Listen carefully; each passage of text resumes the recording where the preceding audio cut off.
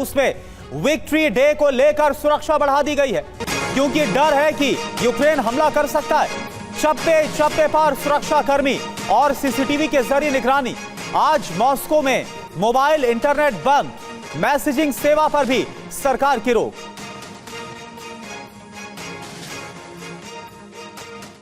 तो विजय दिवस पर मॉस्को की किलाबंदी कैसे खास रही इस बार की विक्ट्री परेड को लेकर जबरदस्त सुरक्षा के इंतजाम किए गए थे, क्योंकि डर था यूक्रेन की तरफ से हमला हो सकता है। मॉस्को में चप्पे चप्पे पर स्पेशल फोर्स की तैनाती की गई। मॉस्को में स्नाइपर्स की तैनाती भी पहले विक्ट्री परेड्स के कंपैरेटिवली इस बार बढ़ा दी गई थी, उसकी तुलना में इस बार ज्यादा थी। पुतिन के लिए सुरक्षा घेरा पहले से ज्यादा सख्त किया गया था।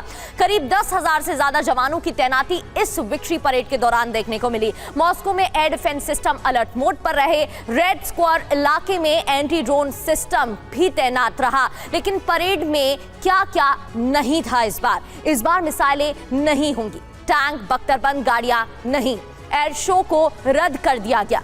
मॉस्को के एयरपोर्ट बंद रहेंगे, मोबाइल और इंटरनेट भी बंद। इसके अलावा मॉस्को की सभी एटीएम भी बंद रहेंगे, यानी कि सुरक्षा को देखते हुए ये कदम उठाए गए हैं। और देखिए, विक्ट्री डे परेड को लेकर रूस के 15 शहरों में विक्ट्री डे परेड नहीं होगी इस बार, यह कहा जा रहा है। यह बहुत बड़ी खबर है। 15 से ज्यादा शहरों पर यूक्रेन की तरफ से हमले की आशंका है। हमले की आशंका को लेकर विक्ट्री डे परेड 15 से ज्यादा शहरों में बैन की गई है। और जो आज होने वाली मॉस्को की परेड है, इसमें भी हालांकि इससे पहले जिस तरह से अलग अलग हथियारों को, टैंक्स को, मिसाइलों को दिखाया जाता था, प्रदर्शित किया जाता था, इस बार की संख्या बहुत कम होने वाली। तो यह बहुत बड़ी खबर है। आपको बता दें कि आज 9 तारीख और विक्ट्री डे परेड को लेकर सुरक्षा के बहुत कड़े इंतजाम। आपको याद होगा 2022 के बाद से लेकर अभी तक जो विक्ट्री डे परेड हुई है उसमें रूस ने अपनी पूरी ताकत दिखाई है। लेकिन मनीष, क्या लग रहा है, क्या आसार है?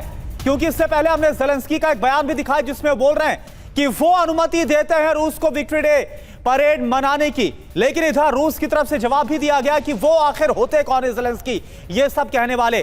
क्या आसार आपको नजर आ रहे हैं?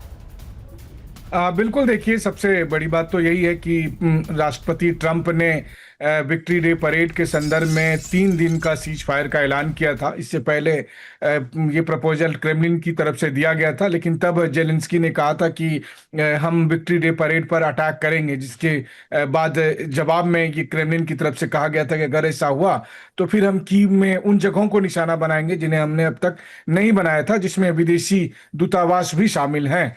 तो स्थिति गंभीर हो रही थी, तो इसलिए अमेरिका की तरफ से 3 दिन के सीज फायर का ऐलान किया गया। विक्ट्री डे परेड जो कि केवल रूस के लिए नहीं, अगर देखा जाए तो ऐतिहासिक तौर पर वो यूक्रेन के लिए भी उतना ही महत्वपूर्ण था।